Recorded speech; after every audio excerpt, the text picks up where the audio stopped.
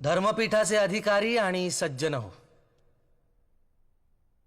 मी आज इथे बोलणार आहे, परंतु माझे उद्गार माझी शिक्षा कमी करण्याचा यत्न आहे असं कृपा करून समजू नये. मुळात माझ्यावर झालेले आरोप हा गुन्हा आहे का हेच मला समजत नाही. वेदांचा आशय मी माझ्या काव्यातून प्रकट केला हे सत्यच आहे, परंतु तसं करण्यासाठी कुणाची परवानगी घ्यावी लागते हे मला ज्ञात नव्हतं. नुकतंच जन्मलेलं मूल मातेचं स्तन्य चोखू लागतं तेव्हा त्याला तसं करण्यासाठी कुणा अंमलदाराची परवानगी घ्यावी लागत नाही. तसंच आणि त्याच निरागसपणे मी वेदांचा अमृतानुभव अंगीकारला आणि प्रसाद म्हणून मी सहजपणे तो वाटूनही टाकला. यात मी काही पाप केलं अशी माझी भावनाच नाही. वेदात उपनिषदात म्हटल्याप्रमाणे आपण सर्वजण जर एकाच ब्रह्मतत्वातून निर्माण झालेलो आहोत आणि शेवटी त्यातच विलय पावणार आहोत, तर मग हा भेदाभेद कशासाठी? अवघी एकाचीच वीण तेथे कैसे भिन्न भिन्न. कबीर म्हणतो, ब्राह्मण वेगळा असावा असं जर ईश्वराला वाटलं असतं तर त्यानं त्याला जानवं लिहून आणि मुंडन करूनच खाली नसतं का पाठवलं? आणि मुसलमान वेगळा असावा असं जर त्याला वाटलं असतं तर त्यानं त्याला सुनता करूनच जन्माला नसतं का घातलं? कबीराचं नाव घेऊ नका. त्याला ना जात ना धर्म. रस्त्याच्या कडेला वाढलेली अनावर सवलात ती. मग ज्ञानदेवांचा दाखला देऊ नको. संन्याशाचं पोर ते. आश्चर्य आहे. ज्ञानदेवांना आणि त्यांच्या भावंडांना बहिष्कृत न करण्याच्या बदल्यात तुम्ही त्यांच्या माता पित्यांना जलसमाधी घ्यायला लावलीत आणि तरीही त्यांच्यावरचा संन्यासाचं पोर हा बट्टा जात नाही.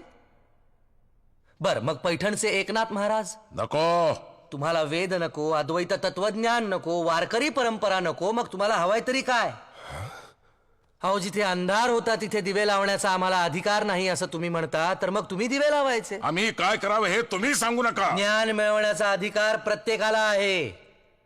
ब्राह्मण, क्षत्रिय, शूद्र, वैश्य, चांडाळा आहे अधिकार. बाळे, नारी, नर आदी करोनी वेश्याही. वेश्याही? हो, वेश्याही. सर्वांना नामसंकीर्तन करण्याचा, परमेश्वराच्या जवळ जाण्याचा अधिकार आहेच. आणि ब्राह्मणांना शिष्य करून घेणे, त्यांच्याकडून पाया पडून घेणे? वारकरी संप्रदायात सगळेच एकमेकांच्या पाया पडतात. माऊली म्हणतात, समोरच्या माणसात असलेल्या देवत्वाला तो नमस्कार असतो. आणि मी आजवर कोणालाही शिष्य करून घेतलेलं नाही. शिष्य करणं, मठ स्थापन करणं, व्यापारी वृत्तीनं शोषण करणं ही या मंबाजी सारख्यांची कामं.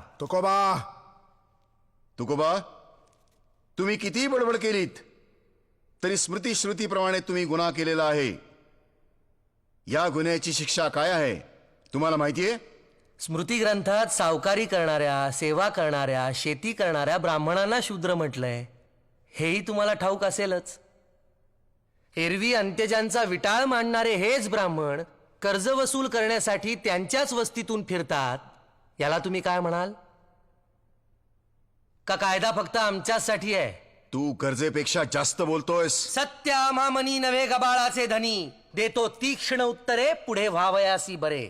धर्मशास्त्राच्या आदेशाचा तू अपमान केलेला आहेस. या कायद्यावरही एक न्याय आहे, ईश्वरी न्याय.